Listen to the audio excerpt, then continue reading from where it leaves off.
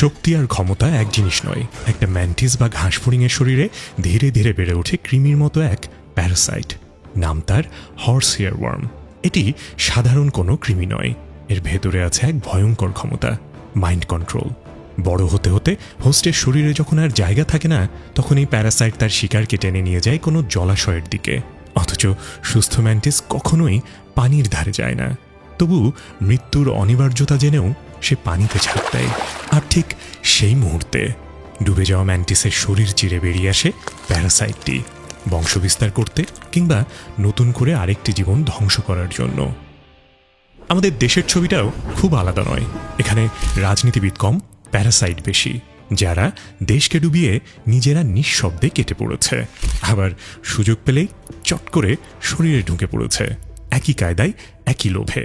আজ জাতির সামনে এসেছে একটি গুরুত্বপূর্ণ সুযোগ, নিজেদের নেতা বেছে নেওয়ার সুযোগ।